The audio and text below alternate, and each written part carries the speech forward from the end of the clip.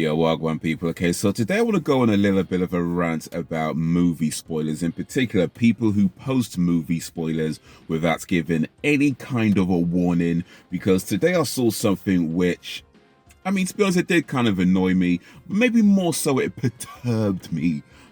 Because what they did is that they posted something about a film that I haven't seen yet, a film I've been looking forward to see for a really, really long time, a film that hopefully I'll be seeing tonight, actually, but I have not seen it as of yet.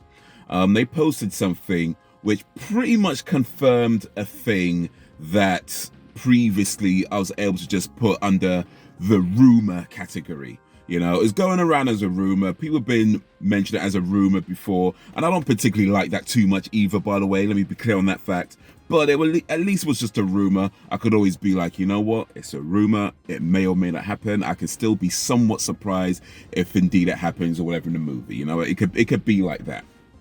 But this person went ahead and confirmed that thing. Now, here's the thing. There's this discussion, if you will, going around. It's been around for a while about when the appropriate time to post spoilers without giving any warning is. So let me give my view on that before I continue with this little rant of mine. So when is it appropriate to post spoilers without warning? See, a lot of people talk about, you know, is it a week? Is it a month? Is it a year? Is it a decade? Is it never? You know, what is the appropriate amount of time to wait? For me, it's not about the time, at least not just about the time. It's what is the situation? You know, what's the film you're talking about? Who are you talking about it with?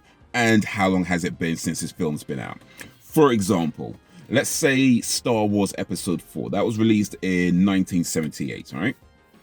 Now, if I want to talk about Star Wars Episode 4 to people who are, you know, about my age, you know, let's say 35 and upwards, I would say I'd feel pretty comfortable saying spoilers to people of that sort of age group, you know, and older. Because at that point, it's like either you've seen it or you just don't care to see it, you know, because it's been out long enough, you've known about it long enough, you've either seen, and it's a big movie as well. It's not like a small movie where hardly anybody's heard of that maybe, you know, it's a big cultural phenomena. So you either seen it or you don't care to see it. So I feel like if I'm talking about a film like Star Wars Episode 4 to people, let's say 35 and older, I'm pretty okay talking about spoilers at that point.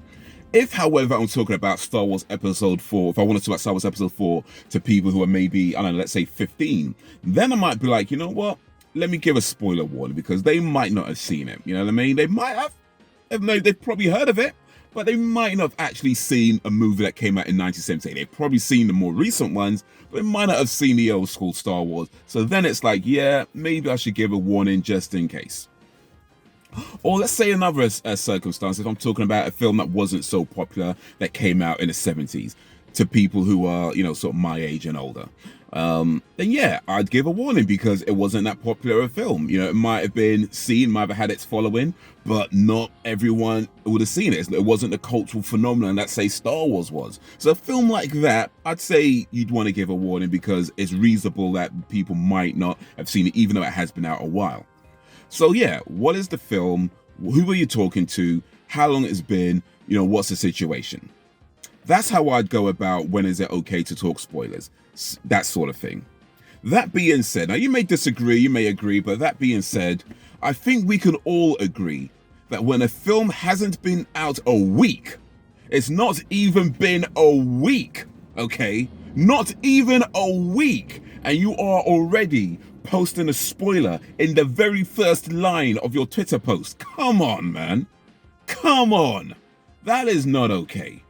That is not okay at all. And maybe it's just a minor spoiler. Maybe it doesn't matter in the grand scheme of things. Maybe that's not the point. Give warnings, man. Come on, give a warning. Twitter has like 200 whatever characters now. There's plenty of space. You could be like, spoiler warning, couple of empty lines, and then whatever you need to say. But when you post it in the very first line, it's like, dude, come on. You gotta know that most people would not have seen the movie by now. Like, yeah, the biggest audience, the biggest money time is during that sort of first few days, you know, weekend and whatever. I get that. But even still, overall, in the grand scheme of things, more people would not have seen the film in the first week than in, you know, the second, third, fourth weeks combined, you know, and so on. So yeah, when a film hasn't even been out a week, and the film is hyped as much as this film is. Matter of fact, even if it wasn't hyped as much as this film is, when it hasn't even been out a week, I think we could all agree that is not enough time to post spoilers without any kind of warning.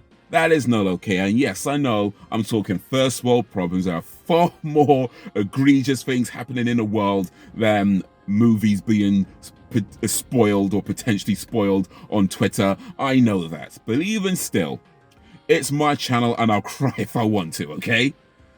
Anyway, it's probably somewhat, I don't know if it's obvious, but it's obvious if you're familiar with the types of movies I like, I think. But if not, then yeah, I'm talking about Spider-Man No Way Home. I have not seen it yet. I'll hopefully be seeing it tonight.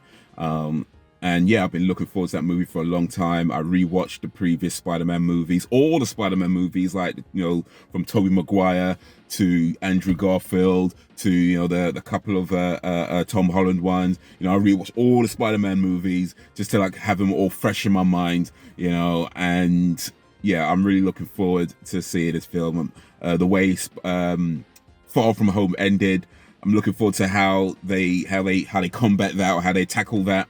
I'm looking forward to all kinds of stuff that I'm not even going to say, because I don't want to potentially spoil something for people who are looking forward to seeing it, which I'm pretty sure there's a lot of people looking forward to seeing that movie. It seems to be pretty hyped.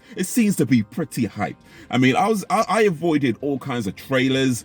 You know, I didn't want to see nothing. I watched No Time to Die in the cinema, and they showed the Spider-Man trailer. I was like this. Throughout the whole thing, I did not want to see a thing. Anytime I see any kind of Spider-Man looking poster, no, let's skip past it. And it's one thing, it just had the name of an actor. I'm not going to say the actor's name, but it had the name of an actor, and it said they were in the film. And it was like, There was already a rumor going around. But even still, not okay with that. I'm not okay with that. It's give warnings when it's not even been a week. Come on, man. Come on. Anyway. Let me know what you think. Let me know your opinion on spoilers and when it's okay to post spoilers without warning. Yeah. Let me know if you're planning on watching Spider-Man, or any movies you're planning on watching that coming out. I'm looking forward to Spider-Man. Also, Matrix Resurrection I'm looking forward to as well. It's out a bit in a couple of weeks. So yeah, those are my movies over the next few weeks that I want to see. Hopefully I'll be seeing Spider-Man today, and then Matrix in a couple of weeks or so, when that's out. But yeah, not particularly impressed with this. Well, it's done now. Anyway, guys, till whenever, if ever, peace.